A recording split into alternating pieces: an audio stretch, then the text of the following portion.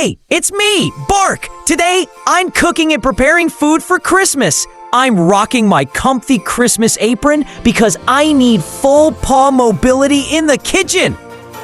First, I sniff the ingredients: flour, sugar, and oops, chocolate! Careful, Bark! Humans can't eat too much chocolate.